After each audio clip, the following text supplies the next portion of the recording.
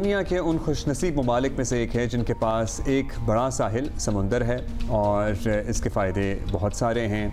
पहले तो हम ज़ाहिर है पता ही है, हमें फ़िशिंग होती है, ट्रेड होती है, इकोनॉमी है, हमारी बंदरगाह है, लेकिन इसके साथ हमने क्या सलूक किया है ये भी बड़ा। अच्छा, ये क्या टर्म कभी आप लोगों ने सुना होगा कि हमें अपने समुद्रों को सेहतमंद रखना है?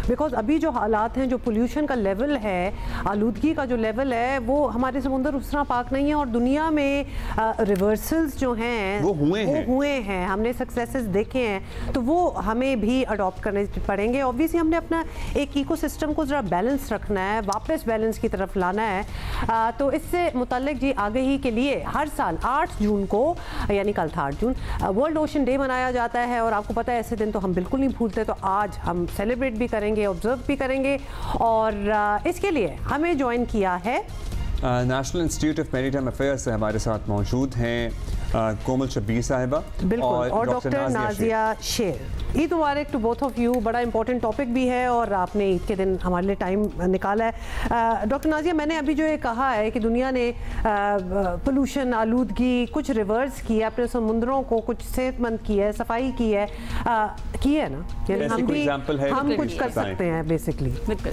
अच्छा, अस्सलाम वालेकुम। मेरा इस वक्त ताल्लुक national institute of maritime affairs से है और हम लोग वर्ल्ड ओशन डे का सेमिनार अभी हम कल सेलिब्रेट करके आए हैं 3 जून को, और लेटेस्ट हमारी अभी एक एक्टिविटी भी हुई है बीच क्लीनिंग की। जो आप कह रहे हैं ना आलूदगी फैल रही है, तो ऊपर वाली सतह पे तो हम ये आलूदगी को कंट्रोल कर सकते हैं। लाइक जो सिंगल यूज़ प्लास्टिक है उसको हमने कलेक्ट कर लिया, या सिंगल यूज़ प्लास्टिक पे हमने बैन कर लिया, लेकिन जो इंटरनली जैसे हम जो गंदगी समंदर में फैला रहे हैं, जैसे अनट्रीटेड वेस्ट है, बिल्कुल उसको अगर हम ट्रीट करके डालें तो ये सबसे बड़ा हमारे लिए प्रॉफिटेबल हो जाएगा। इसके अलावा आपको पता है समंदर हमें इकोनॉमिकली भी बेनिफिट कर रहा है, हमारी ब्लू इकोनॉमी को लेकर चल रहा है। ना सिर्फ ये कि ट्रेड में ये हेल्प कर रहा है, बल्कि इसके ज़रिए हम मुख्तलिफ मिनरल्स एक्सप्लोरेशन कर सकते हैं, आपकी फ़िशिंग है, आपकी इसके थ्रू हम दूसरे ऑल्टरनेट रिसोर्सेज को भी कर सकते हैं। ये नहीं कि समंदर से ही हम ले लें, हम इसमें एक्वाकल्चर भी कर सकते हैं, मैरीकल्चर। अच्छा चलिए, ये सारी चीज़ें तो वो हैं जो हम कर सकते हैं और हम रिपीट भी करते रहते हैं, लेकिन हम इस वक्त वेयर डू वी स्टैंड? कोमल, आपसे पूछना चाहेंगे कि इस वक्त हम कर क्या रहे हैं? हमारे समंदरों की क्या हालत है? समंदर की, पहले जैसे कि आपने मुझे इंट्रो दिया मेरा, थैंक यू सो मच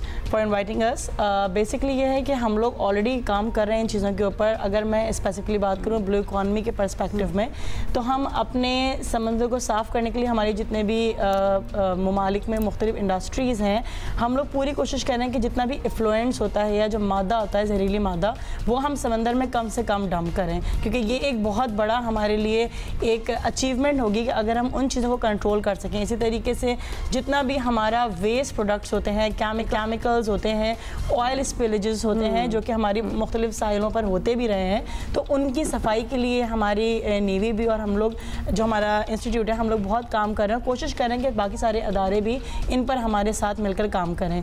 तो we all are working on it और हम इसके लिए बहुत अच्छे इनिशिएटिव्स कर भी रहे हैं। और जैसे कि अभी हम लोगों ने कुछ दिनों पहले बीच क्लीनिंग ड्राइव भी की थी। ये सब चीज़ें भी हम लोग साथ साथ करते रहते हैं ताकि ज़्यादा से ज़्यादा लोगों में अवेयरनेस क्रिएट हो सके। हमारे यहाँ और कितना ट्रेंड है? हमारे यहाँ मरीन बायोलॉजिस्ट होते हैं, क्या बच्चे इस तरफ आते हैं? कितना रुझान है या बच्चों को इस तरफ लाने के लिए अवेयरनेस की क्या ज़रूरत है डॉक्टर साहिबा? देखिए, national institute of maritime affairs इसका काम ही अवेयरनेस फैलाना है। हमारे जो सेमिनार्स होते हैं उसमें डिफरेंट स्टेक होल्डर्स को हम एक जगह पे जमा करते हैं।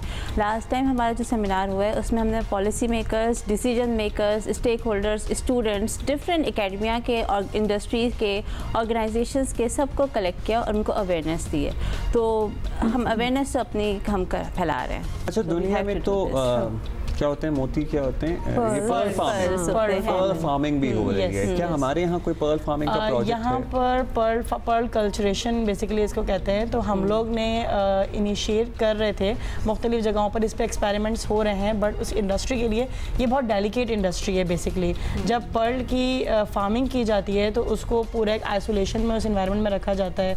दैन उसके बाद वहाँ पर जो स्पीशीज़ होती हैं, उन ख़ास स्पीशीज़ को वो कंट्रोल इन्वायरमेंट दिया जाता है। जाता है। वो तो समंदर में ही लोग करते हैं। हाँ, तो वो इस तरह की फार्मिंग वहीं पर की जाती है ना, पूरा एक एरिया को रिस्ट्रिक्ट कर दिया जाता है। कैसे कंट्रोल करते हैं? कंट्रोल एनवायरनमेंट यानी कि एक पूरा एरिया रिस्ट्रिक्ट केजेस बना दिए जाते हैं या केजेस की फॉर्म में हम करते हैं। ये समंदर के अंदर भी कल्चरेशन होती है in the form of cage culture हम लगा दें या इस तरह की चीज़ें हम कर दें या राफ्ट कल्चर्स हम लगा दें। ये सारी चीज़ें कल्चरेशन के पर्सपेक्टिव में जाती हैं, जो कि एक्वाकल्चर की मैडम ने बात की थी। तो हम उस तरीके से इन चीज़ों को कर सकते हैं। लेकिन पाकिस्तान में, मैं पाकिस्तान की बात करूँ तो पाकिस्तान में अभी इतनी एडवांस इंडस्ट्री नहीं है। श्रिम्प फार्मिंग हो रही है, तिलापिया फार्मिंग हो रही है, फिश फार्मिंग हो रही है, लेकिन अभी हम इस स्टेज पे आए नहीं है। देखिए इन्फॉर्मेशन जो है वो आज मिली है। थैंक यू लेडीज, ईद मुबारक। बड़ा अच्छा लगा आप लोगों से बात करके। अच्छा, रुझान भी लोगों का इंटरेस्ट भी जो है ना वो बड़ा बढ़ रहा है। और लेकिन ये वो ईद है जिसपे कोई मछली नहीं खा रहा होगा।